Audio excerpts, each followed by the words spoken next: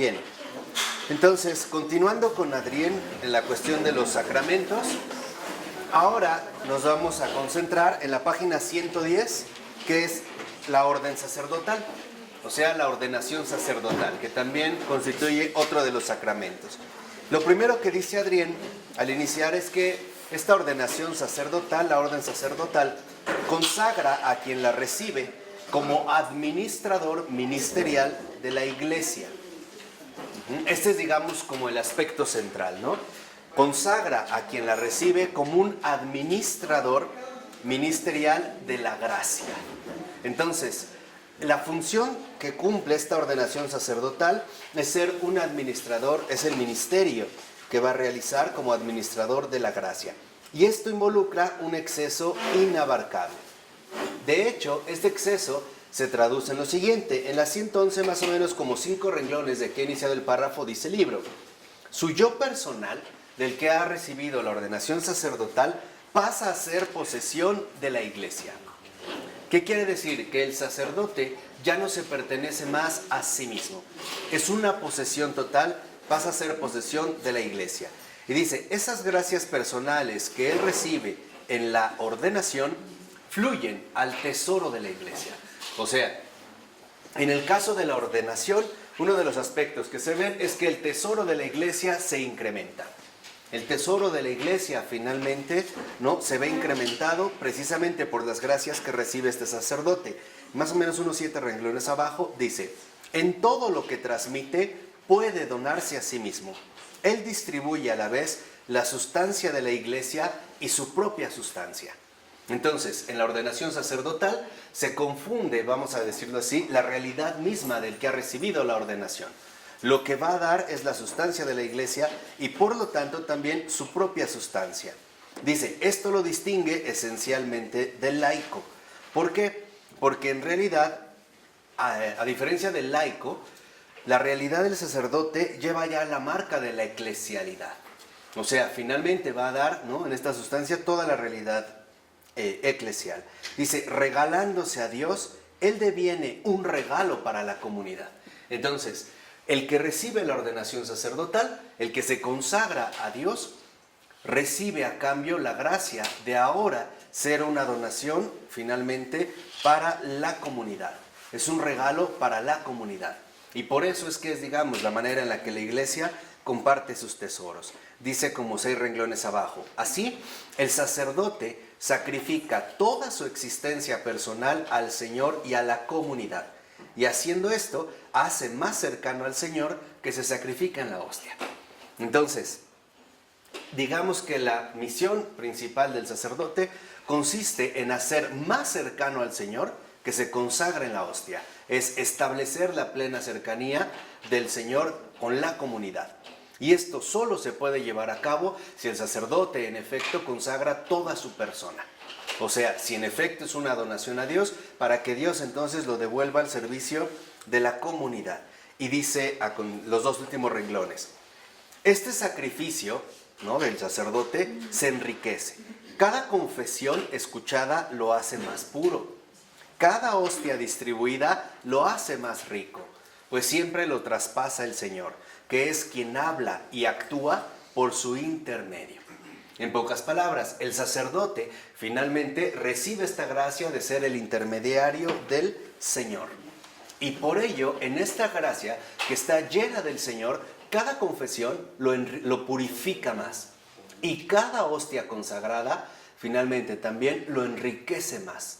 Y es así como se va a ir presentando finalmente esta cercanía. Ahora, pasando al otro sacramento, que es el del matrimonio, lo que vemos es que en el caso del matrimonio se trata ante todo de una consagración cristiana de la relación natural y espiritual corporal entre varón y mujer. Entonces, podríamos preguntarnos en un momento, ¿qué es el matrimonio? Como sacramento, es una consagración cristiana entre un varón y una mujer. Y esta consagración va a abarcar precisamente la relación tanto natural, humana, espiritual, corporal, entre ambos. Entonces, el matrimonio es una unidad viva de yo y tú. Cuando nosotros entonces hablamos de matrimonio, estamos hablando en un primer momento de una unidad viva. Una unidad viva de yo y tú. ¿Qué quiere decir? Que en realidad en esta consagración cristiana, en esta unidad viva, ya no hay dos. Son uno.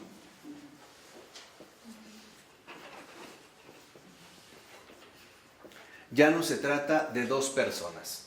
Ambos pasan a conformar una unidad viva. Y dice Adrián, más o menos que inició como unos 7 renglones. Es recibido este sacramento no por dos hombres singulares, sino por una nueva comunidad. Entonces, ahí donde hay una consagración cristiana, ahí donde hay un matrimonio, esta consagración precisamente se va a convertir en una nueva comunidad. Es esta comunidad que el Señor ahora va a instaurar en el mundo. Y dice, el sacramento se dirige a esta, o sea, a la comunidad nueva que está surgiendo y les es dado inseparablemente a los esposos, en tanto son la nueva unidad en Dios. Entonces, la primera relevancia del matrimonio es que esta nueva comunidad significa una nueva unidad en Dios. Y esta es justamente la gracia central que en este momento al matrimonio se le concede. Y dice, lo que en realidad va a surgir en el matrimonio es una nueva circulación de la gracia. Entonces, no es algo cerrado, sino que es una apertura a Dios para dar cabida en esta nueva comunidad, en esta nueva unidad en Dios, a una nueva circulación de la gracia.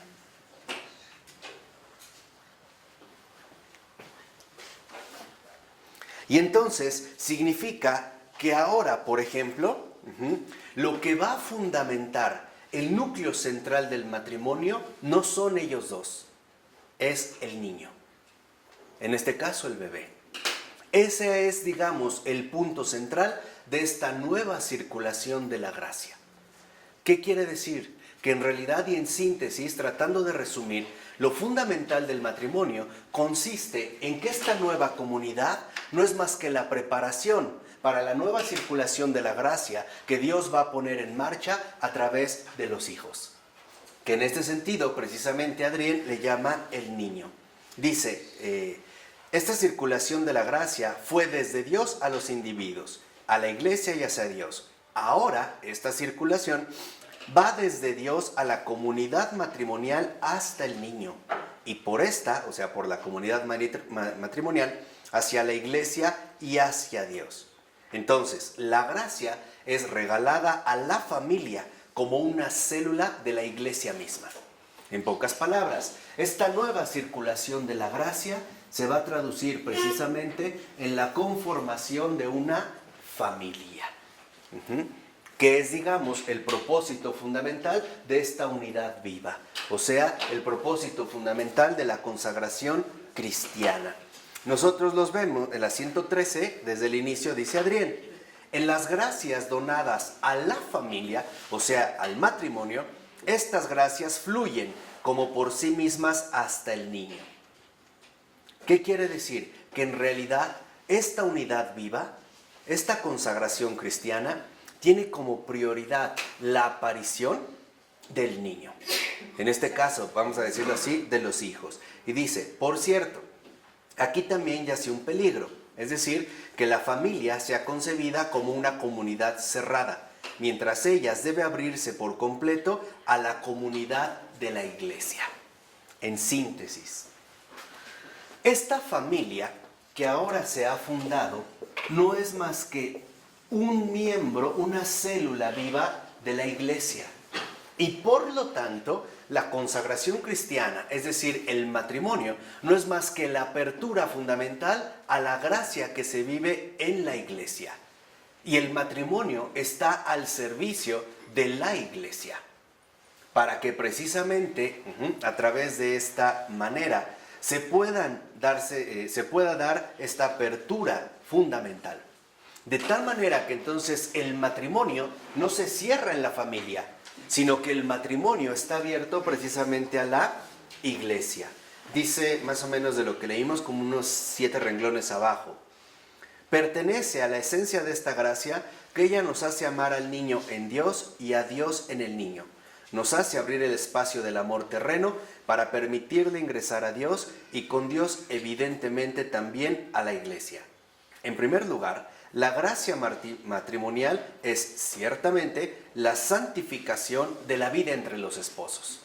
Entonces, ¿por qué el matrimonio implica la santificación, en primer lugar, de la vida de los esposos? Por la familia que se va a fundar. En pocas palabras, los esposos se casan para vivir esta purificación, esta santificación de su vida conyugal en vistas al niño que va a aparecer. Porque ese niño está destinado a ser luz del mundo. En este sentido, gracia viva que la iglesia nos aporta.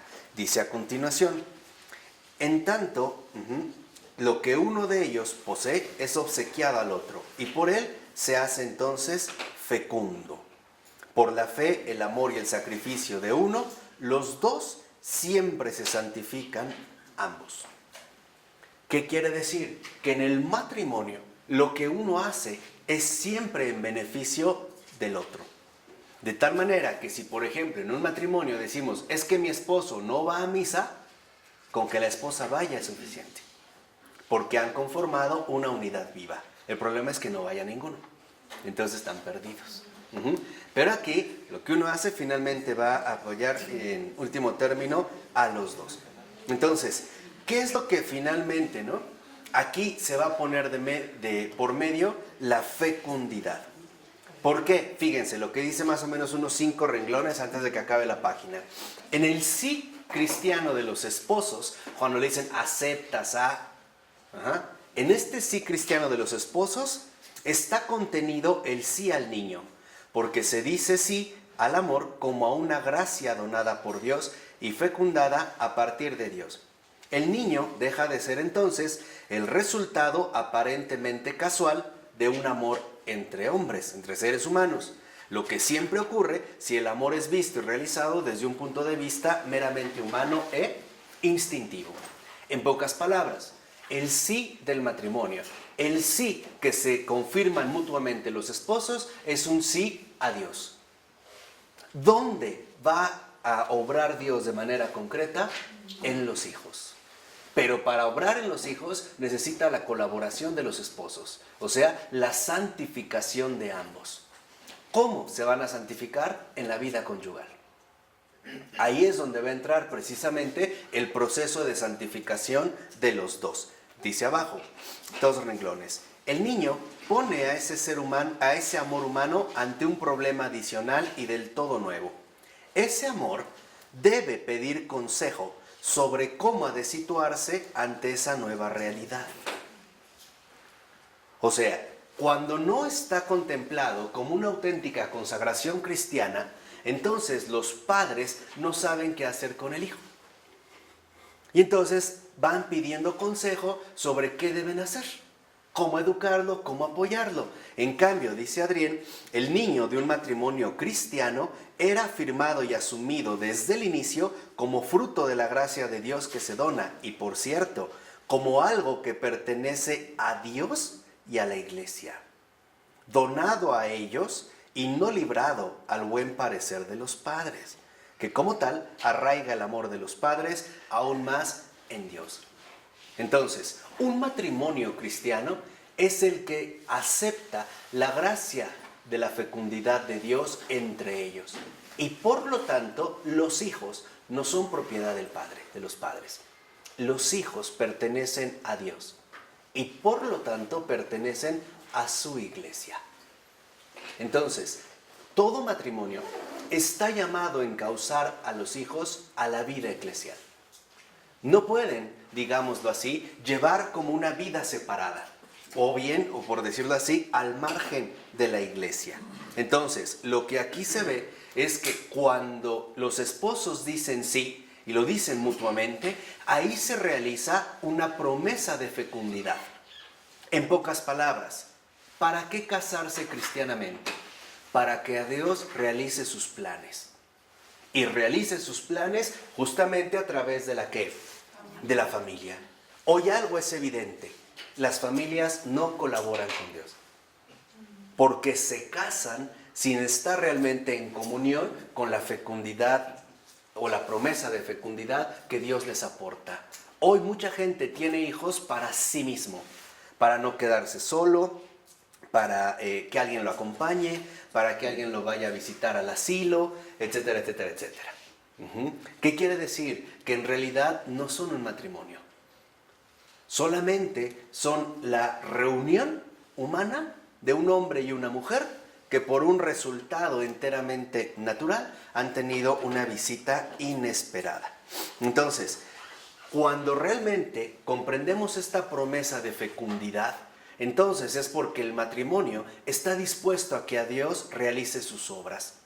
Por eso, cuando antes se decía que en el matrimonio se iban a tener los hijos que Dios quisiera, no era por una ingenuidad, no era porque no hubiera condones, era porque simple y sencillamente se tenía la clara conciencia de que la familia, como nueva unidad en Dios, está abierta a la aportación de la divinidad. Aquí lo que les estoy diciendo y nos está recordando Adrienne von Speyer es muy importante. El nacimiento de los hijos no es un acontecimiento biológico, es un acontecimiento de gracia. Y el Señor dará a los hijos que necesite y quiera. ¿De acuerdo? Y entonces, si Él va a dar los hijos que necesite y quiera, Él proveerá esa familia que es la suya. No habrá ahí por qué temer. No habrá por qué hacer cálculos, porque es lo que va a insistir Adrienne. En un matrimonio, los cálculos están fuera de lugar, porque es negar la intervención directa de Dios. Es privar la circulación de la ¿qué? De la gracia. Y entonces el matrimonio se va a cerrar en sí mismo. ¿Qué puedo dar? ¿Qué puedo hacer? ¿Qué no puedo hacer? Y se anula la circulación de la gracia. Por eso, desde el matrimonio también se cumple lo que el Señor dijo en la creación: sed fecundos y reproducíos. Ahora me pueden preguntar, ¿y los que no tienen hijos? La respuesta es muy sencilla, porque Dios no está obligado a dar las cosas. Él puede utilizar los matrimonios como una fuente de fecundidad espiritual, de apertura, finalmente, a esta fecundidad de Dios que puede manifestarse de otros modos. De hecho, aquí está la adopción. Está la adopción, por ejemplo, ¿no? Entonces, así como lo vamos nosotros comprendiendo, es que lo que vemos, y es en lo que insiste Adrienne, más o menos a la mitad de la 114, dice, esta promesa de fecundidad, de todos modos en Dios mismo, esta promesa permanece de todos modos en Dios mismo, y no pasa a ser una posesión de los esposos. O sea, ¿quién es realmente el centro vivo de esta fecundidad? Dios. Tan es así que los padres ni siquiera se enteran en qué momento se llevó a cabo la fecundación. ¿O no? Después ya dirán, no, ya quedé embarazada. Pero nadie dice, ay, acabo de quedar embarazada, en este instante hace 2 segundos. Mentira. ¿Por qué? ¿Por qué se reserva el Señor esto? Para darnos cuenta de que este acto es obra suya, no producto nuestro. Entonces, un hijo no es un producto, como hoy le hablamos. ¿Y el producto? ¿Que es una mercancía o qué? Si no es una empresa, no es una industria, es una realidad humana. Quiere decir que esta fecundidad se la reserva el Señor en su misterio, para que no olvidemos que no supimos cómo inició. Nosotros solo colaboramos con Él. Y cuando el Señor lleva a cabo esta fecundidad, entonces, en el más íntimo secreto y desconocimiento incluso para los propios padres, es para que jamás volvamos a negar la circulación de la gracia. O sea, que no interrumpamos la obra que Él comenzó, sin que nosotros supiéramos cómo. Dice, una expresión de ello es el hecho que la generación acontece en la oscuridad, en una confianza ciega, y que los esposos no poseen ninguna seguridad sobre la concepción del niño. ¿O sí? No. Hoy quedas embarazado, quién sabe. Ellos, por ejemplo, los esposos han dejado la decisión sobre el cumplimiento de su amor en las manos de Dios. Y con eso hacen lo que Dios exige por la naturaleza de su creación misma. Lo reconocen a Él como Señor sobre la fecundidad de todo amor. Cada vez que un matrimonio tiene una relación sexual, es una consagración al Señor. Es un acto de fe. El Señor decidirá sobre esa promesa de fecundidad que Él va a llevar a cabo. Porque muchos dicen, no, lo que pasa es que la iglesia prohíbe los anticonceptivos porque quiere más ignorantes a sus filas. No, es que no han entendido que de fondo el único que realmente va a cumplimentar o va digamos, a cumplir esta promesa de fecundidad es el Señor. Y es lo que hoy muchos matrimonios no entienden. No pueden tener hijos, se meten a tratamientos costosísimos de fecundidad que no les sirvieron, pero para nada. Y no hacen una oración. Y no hacen finalmente una oración. De hecho, y la verdad es que la vida conyugal de los esposos es una oración continua. De noche y de día, vestidos o desnudos. Esto no cambia la situación. ¿Por qué? Porque es finalmente reconocer que esta promesa de fecundidad es algo que el Señor va a dar. Y por lo tanto, si de repente aparece el embarazo, es reconocer que Dios ha puesto en marcha la circulación de una nueva gracia. Y esta circulación de una nueva gracia va a constituir en último término un tesoro fundamental para toda la iglesia y por lo tanto para el mundo entero. Vamos a decirlo así porque en este caso Él sigue siendo el garante de esta fecundidad. El problema real ahí está con los hijos, porque no vienen desde el principio en esta consagración de Dios mismo. Y ahí es cuando vienen los problemas. ¿Por qué? O sea, ¿en qué sentido vendrían los problemas?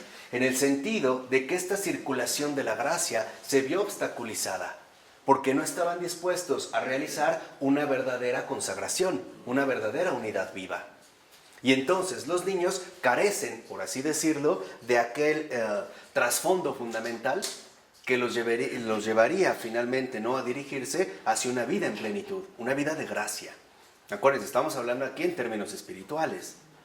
O sea, una cosa es prepararme como matrimonio para recibir la gracia de Dios y otra cosa es tener un hijo como resultado de una actividad física vigorosa, ¿no?, como le llaman, entre un hombre y una mujer, y después saber qué hacemos con este.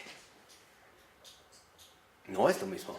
O sea, incluso se verá que en las vivencias que ambos lleven, tendrán después, si lo incorporan a la iglesia, tendrán que finalmente, ¿no?, recuperar aquel espacio de gracia que no se les permitió recibir desde un principio. Porque en último término, lo que hay que hacer en un matrimonio es prepararse para que Dios se manifieste, para que ponga en marcha proyectos insólitos.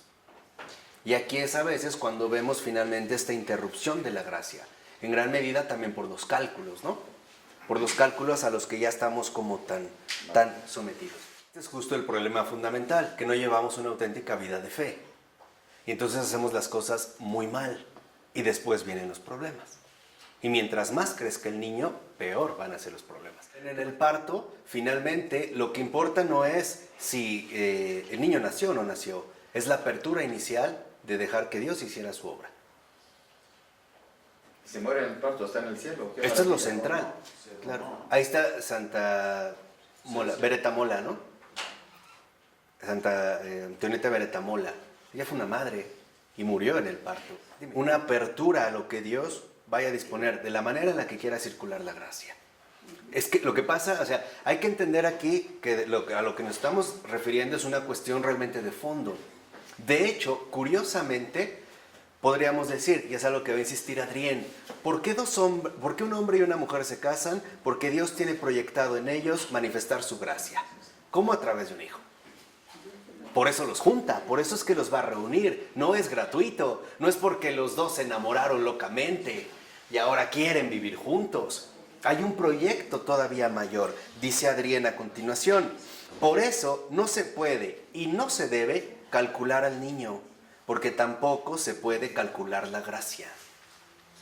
Dice Adrián, el niño es una expresión de la libertad de toda fecundidad y por eso una imagen del Espíritu Santo. Aquí es donde vemos, ¿qué es un niño? Entonces, una imagen del Espíritu Santo. Por eso es que no se puede calcular. Hoy en día, que queremos todo calculado, significa que lo queremos todo bajo nuestro propio control. Y entonces no estamos participando de esta fecundidad divina. Estamos participando de nuestros propios cálculos y dentro de nuestras propias proyecciones. Por eso dice Adrián, no se debe y no se puede calcular a un niño, porque sería tanto como calcular qué planes Dios, o los planes que Dios va a realizar y de qué manera, en qué momentos y en qué tiempos, o en qué situaciones, o de qué formas. Sería más bien negarse a la recepción profunda de la gracia. O sea, finalmente, ¿no? El rechazar esta opción que Dios ve para realizar algún proyecto. Dice, varón, mujer y niño son desde siempre una unidad en el plan de Dios.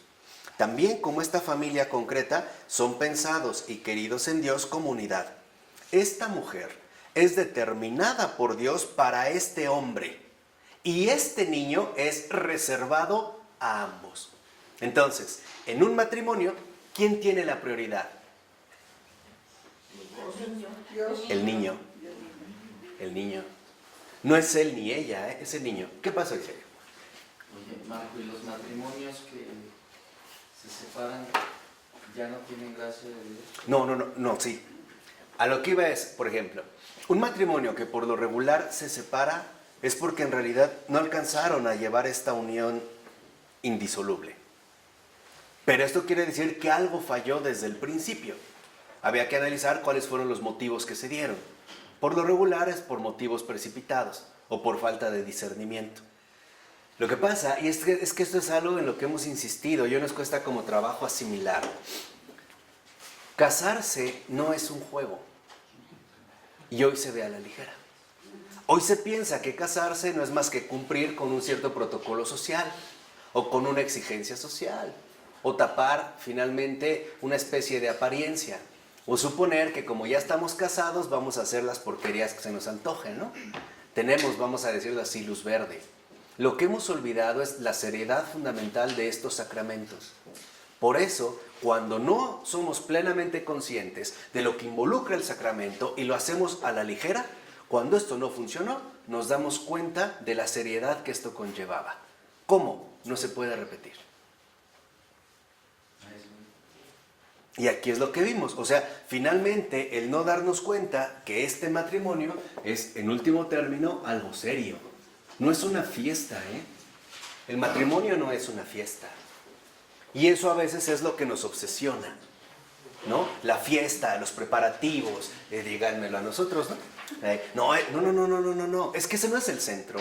El centro está, realmente estamos dispuestos a ponernos en colaboración con esta promesa de fecundidad del Señor para que realice sus planes o no. Por ello, antes todavía, cuando se tenía más conciencia al respecto, se sabía claramente que el matrimonio era de una vez y para siempre. Era algo rotundo. ¿Por qué? Porque en efecto hasta los padres repetían, te vas a casar pero es para toda la vida, piénsalo bien, no es un juego, no vas a estar jugando a ver cuántos vestidos estrenas, como hoy lo hacen muchas artistas. Parece que más bien lo que les encanta es usar vestidos de novia, ¿no? Pues que es un carnaval o qué. Porque en el caso de la muerte no es algo que estuviera en tu control. Pero, digamos, tú te puedes volver a casar, pero habría que discernir qué es lo más conveniente. Porque hoy en efecto, uno de los errores que tenemos muy graves, y es un error espiritual general, es que no nos tomamos en serio a Dios. Y justo por no tomarnos en serio a Dios, no nos tomamos en serio todo lo que tiene que ver con Dios. Lo vemos como una especie de trámite, ¿no? Me caso, no funcionó, pues me separo, me divido. Lo que tú supuestamente creíste que era un matrimonio, nunca lo fue. Nunca fue un matrimonio. Porque no recibió la bendición de Dios. Porque si de verdad hubiera recibido, si hubiera realmente dado como un matrimonio, Dios no falla. Ese es el punto, y tiene razón. O sea, lo que te hacen ver en una disolución de matrimonio es, esto en realidad no fue un matrimonio. Porque a veces consideramos que un matrimonio se reduce a llevar a cabo cierta ceremonia religiosa en un cierto lugar. Y no es así. De hecho, el matrimonio comienza cuando él y ella están dispuestos a decirle sí a Dios. Ahí comenzó el matrimonio. Ahí no hubo fiesta. Ahí no hubo una gran celebración. Ahí lo único que hubo es una apertura finalmente para los planes que el Señor tenía realizado. Entonces, que nosotros veamos empíricamente, exteriormente, fácticamente, que se realiza una celebración y le llaman de matrimonio, no significa que en verdad se está ahí consumando un matrimonio. Porque yo puedo decirle sí a ella, pero no a Dios. Y quiere decir que voy a estar dispuesto a hacer las cosas como se me dé la gana. No veo realmente la trascendencia que esto lleva. Por eso no lo pueden anular. ¿Por qué? Porque no pueden anular propiamente un hombre la gracia que el Señor distribuye. Sería tanto como decir que pueden dejar de lado lo que Dios ha dado. Anular la intervención divina. Y no es verdad. Dice ahí mismo a continuación: de este modo, en el plan de Dios existe en el niño ya como unidad de estos esposos, cuando temporal y físicamente el niño aún duerme en la potencia de los padres, que lo portan en sí por separado. O sea, el niño es lo que concretiza la unidad viva que se está generando, aun cuando él y ella ni por aquí les pasa que traen en esta potencia a este niño. Dice Adrián, según la potencia es el mismo y único niño, está ya presente en ambos. Y es Dios el que en efecto va a poner en marcha, ¿no?, esta fecundidad. Y dice más o menos unos 4 o 6 renglones de lo que acabamos de leer. Dice, bueno, pero una vez que esta potencia que estaba en él y en ella fue expulsada para realizarse, fue sacada, ella fue abandonada en las manos de Dios. Y en eso radica para los padres el deber de dejarla ser fecunda también en Dios, de dejar que el fruto regrese a Dios. Esto significa que ellos deben donar su niño a la iglesia como comunidad de los que pertenecen a Dios. El niño de padres cristianos tiene, por ser un hijo de la gracia, un derecho intrínseco al bautismo. ¿Qué quiere decir? Donarlo a la iglesia, no crean que es como reclutar miembros de un club VIP o de un club especial. Es dejarlo finalmente al servicio de la obra divina. De tal manera que entonces, desde antes de nacer, los padres ya deben de tener conscientes que el proyecto de este matrimonio, Dios lo tiene contemplado. Y por ello es que los padres lo que deben hacer es encaminar a sus hijos hacia esta correspondencia con la gracia. Porque los hijos no son suyos. En realidad podemos decir, ellos se casaron por el hijo. No el hijo vino de ellos. Si este hijo no estaba contemplado en ambos, estas personas no se hubieran casado, no se hubieran reunido. Entonces, lo fundamental, esto es lo que cambia también, por ejemplo, si nosotros hacemos una breve contemplación de la Sagrada Familia. Antiguamente en el paganismo, el primero es el padre, después la madre, al último ¿qué? El hijo. Con la Sagrada Familia, con la revelación de la verdad, la cosa se invirtió. Primero, ¿quién es? El hijo, después la madre y al último, el padre. Por eso entendemos cómo, en efecto, la visión fundamental de lo que nos dice la Sagrada Familia es en qué orden se deben dar las cosas. Los matrimonios se casan para ser fecundos en la gracia divina, con o sin hijos. Y esto es fundamental.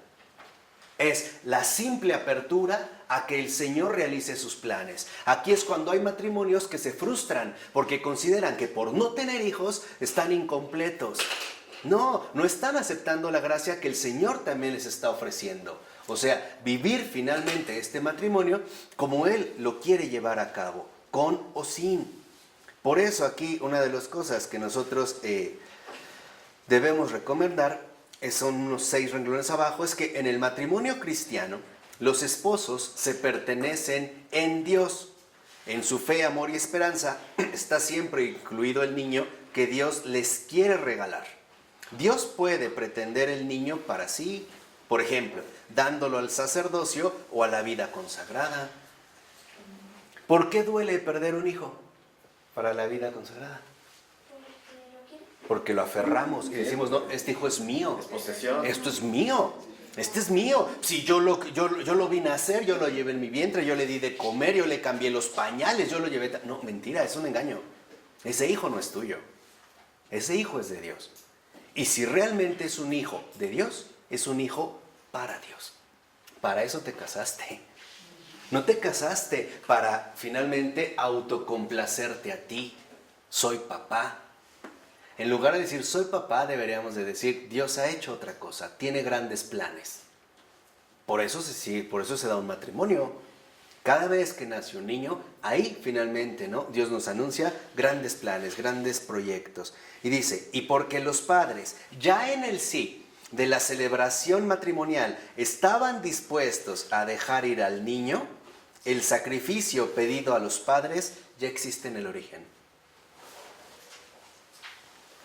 En una palabra, cuando el matrimonio le dijo sí a Dios, ¿ya estaba renunciando al niño o no? ¿Sí? Y hay 3 niveles de renuncia. Por ejemplo, que creció y de repente se hizo monje. Toma. Otra, que nació mi niño y murió muy chiquito. Y otra, no tenemos hijos. En los 3, ¿hay renuncia o no? ¿Qué quiere decir? Que aunque los que tienen hijos también van a experimentar esta renuncia o no. ¿Sí? No se salvan. Nadie se apropia de sus hijos. Y hay estas 3 formas. Renunciar al hijo porque o se hace sacerdote o se casa y se va, ¿eh? También es una renuncia, ¿o no? Tarde o temprano. O bien porque fallece mi hijo. Y bueno, finalmente el Señor me lo dio, era un regalo. Y yo le dije sí, y le dije sí incondicionalmente, de la manera que Él quisiera. O a lo mejor desde aspectos más simples. ¿Cuántas veces no se tienen que renunciar a los deseos caprichosos de los padres? Es que yo quería un niño, es niña, no lo quiero. O lo trato como niño. No, en serio. Se dan muchos casos así. O al revés, yo quería una niña, pues ahora lo voy a afeminar. Pero en realidad, tanto la paternidad como la paternidad, su raíz es espiritual. Es acoger a otra persona en lo íntimo de tu corazón. Lo llevas en ti. Esta es la grandeza, digamos, de esta fecundidad. Y la gracia transforma esta paternidad en realidad. Sí, claro. Sí, no solo es como un mero título, ¿no? Así de exterior. Entonces, dice a continuación Adrián, fíjense, más o menos ahí mismo en el otro renglón. Dios no necesita regalarle a los padres el niño, ¿eh? Porque no es suyo. No es algo absolutamente ¿qué? Necesario. Entonces comprendamos que desde que le decimos sí a Dios es porque ya le estamos diciendo sí a una renuncia que tendremos que llevar a cabo, tarde o temprano. Y dice, el niño no sería una gracia si Dios debiera dárselos necesariamente. O sea, ya no sería una gracia, sería una obligación. Ya me casé, pues ahora hijos. No, entonces ¿dónde está la gracia? No es una obligación, es una gracia. Dice, permaneciendo abiertos a la bendición del niño, el matrimonio cristiano permanece abierto a la iglesia. Ahí es donde está el punto central. Los hijos son una bendición. Bendición de Dios, que no necesariamente se encarnan. ¿Sí queda claro?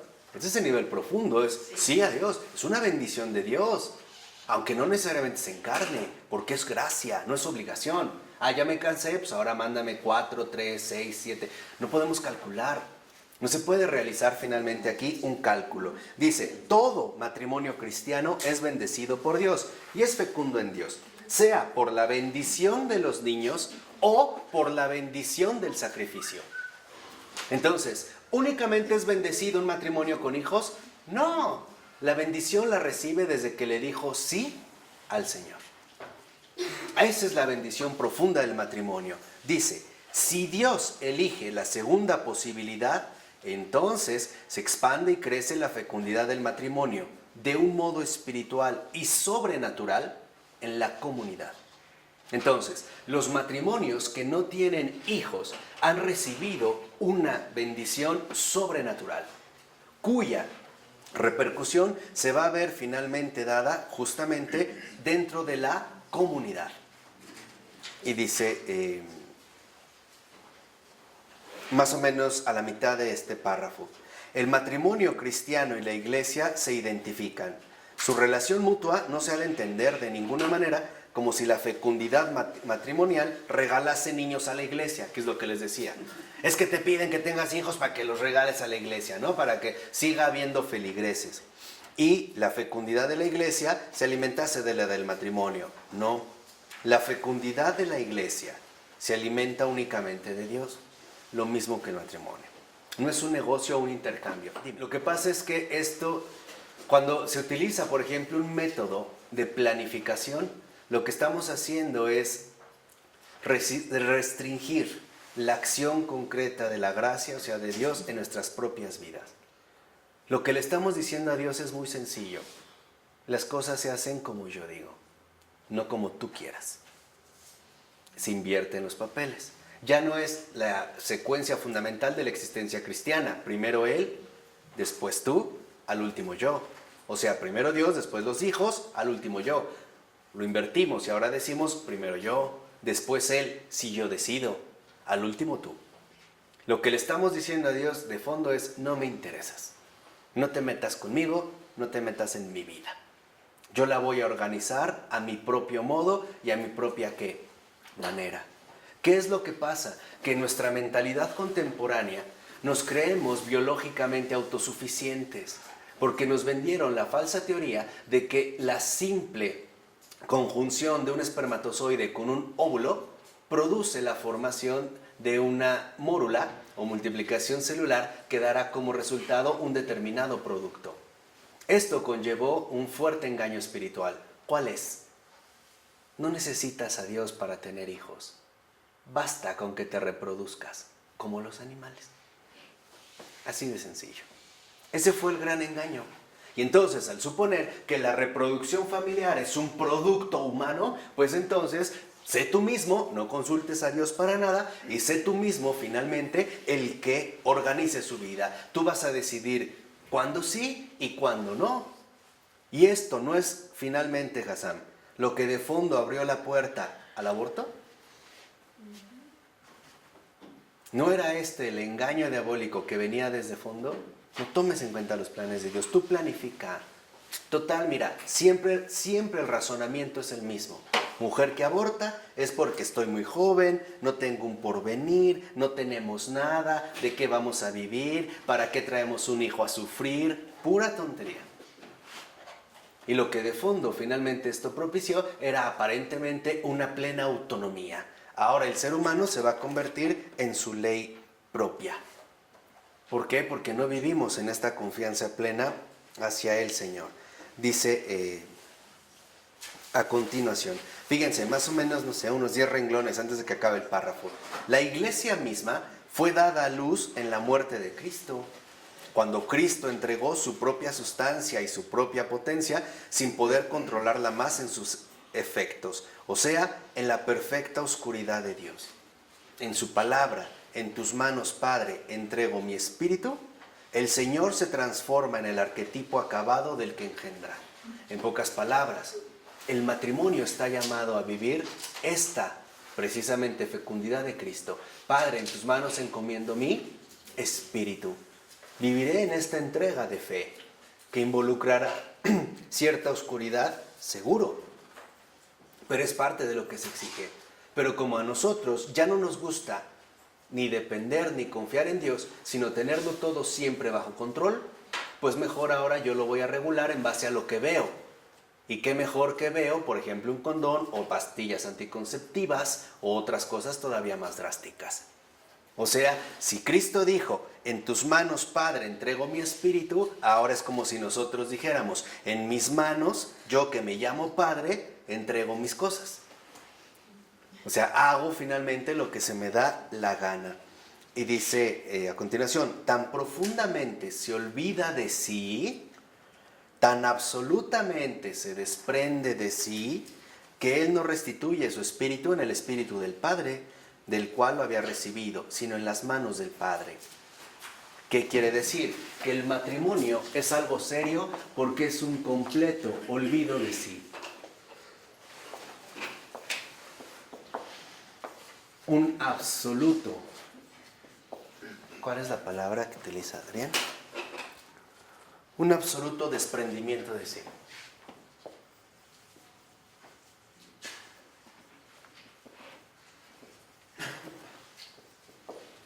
Y esto va totalmente en sentido contrario de lo que nuestra actual cultura nos propone.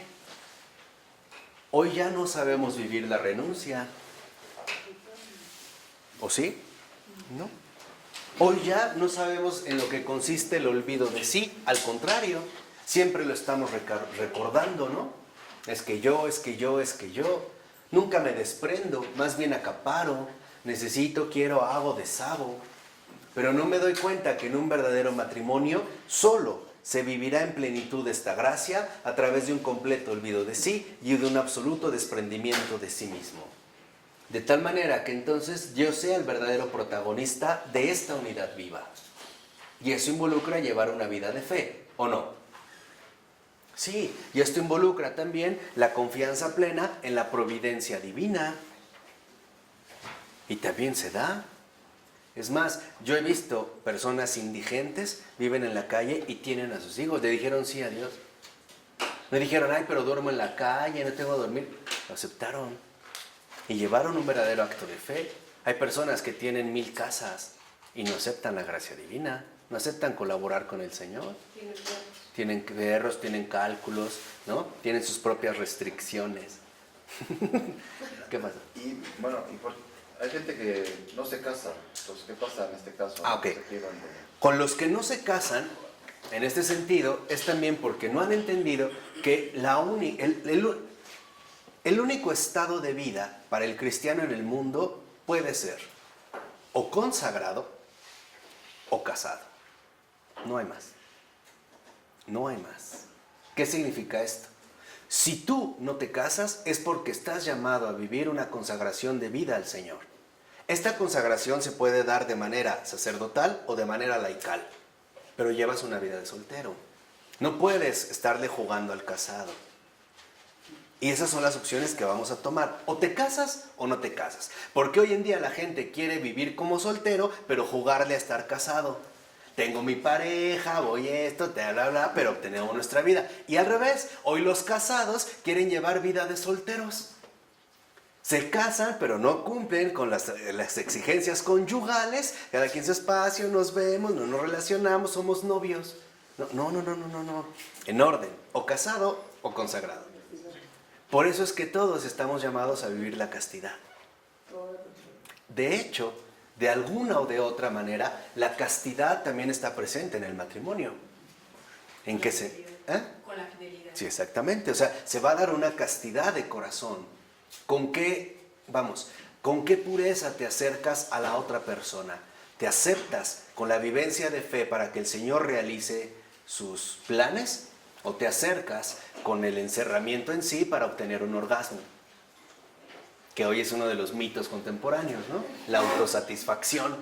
O sea, ¿con cuál es tu finalidad? ¿Cuál es tu propósito? Vamos a decirlo así. ¿Cuál es realmente tu intención? Bueno, entonces, lo que vemos en pocas palabras, y lo dice Adrián, es que hacia el interior de este misterio de la cruz ha de abrirse y formarse todo matrimonio cristiano para liberar al entregarnos al yo y a toda sustancia propia por medio de la familia en un sacrificio de sí con Cristo en la iglesia y por ella hacia el Padre. Y finalmente queda la extrema unción. No sé si lo avanzamos. En la extrema unción, ¿qué es lo que sucede? En la extrema unción sucede lo siguiente. Primera, y es digamos de esta manera central, es que en realidad en la extrema unción lo que uno recibe es la luz. La luz para poder regresar finalmente al Padre.